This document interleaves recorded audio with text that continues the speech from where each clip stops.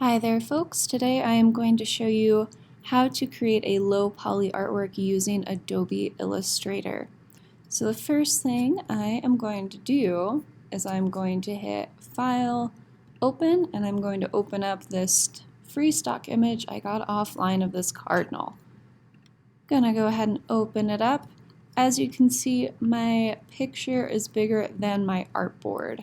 So I'm just going to resize this image really quick, that way he fits better on my artboard. Okay, if you want to resize your whole image at the same time, you can hold the Shift key on your keyboard to keep it all nice and proportionate. So I have my lovely cardinal. I'm going to go over to my layers panel and I'm going to click next to this eyeball to lock him into place. The next thing I want to do is create a new layer on top of this cardinal. I'm going to jump over to my pen tool, and I want my pen tool to be a color not already in this image so I can see it pretty easy. So let's make my pen tool be a bright yellow. I don't want to fill, I just want this yellow stroke. So I'm going to go ahead and start drawing on this cardinal. When I go to finish a triangle, you're going to see a little circle appear in the corner of your pen tool. That's just going to make that triangle into one distinct shape. If you hover, and I want to maybe make a triangle over here, you can see that my pen tool has a minus sign next to it. If I click on this triangle again, it's going to delete that path. I don't want that, so again, I'm going to hover over this point, but now I'm going to push the Shift key on my keyboard to make that go away. Again, make sure you are completing your triangles, okay? Here we see that minus point again. Reminder, hold that Shift button on your keyboard to get around that. And again, always make sure you come all the way around on your triangles. We want everything to connect.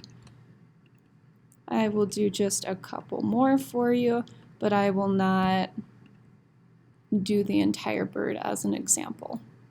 So we have some beak, we have a little bit of face. Let's pretend that my entire bird is covered in triangles.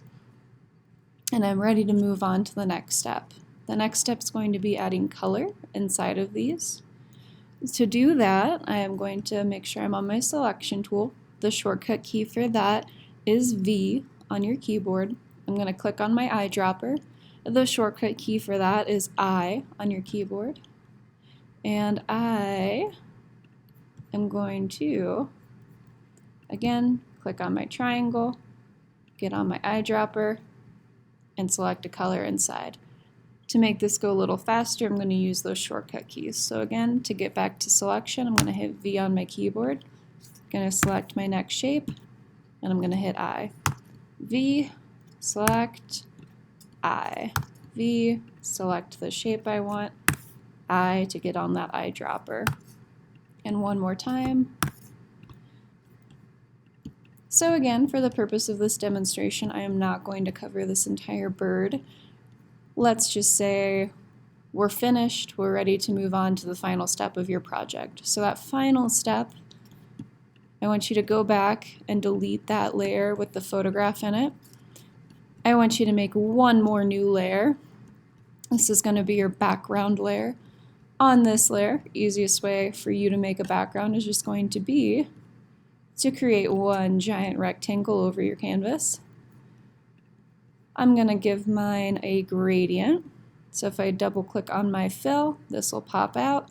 I'm going to go to my swatch libraries, the little books over here in the corner. And let's give it maybe a foliage gradient because the bird is outside. Something green like this. I'm going to go ahead, I was stuck on stroke instead of fill, so I'm going to swap these around. Now I have this lovely green gradient.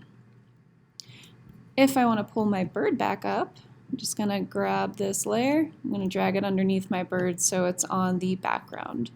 So as you can see, I have my foreground, my low poly art that I just created, and then I'm going to have this lovely layer in the background. Okay, this is what a finished piece of low poly art looks like. Okay, so again, all of the triangles, you see the different colors, and then I have a background layer as well. Okay, if you have any questions, please let me know in class. I am here for you. Have an awesome day, guys.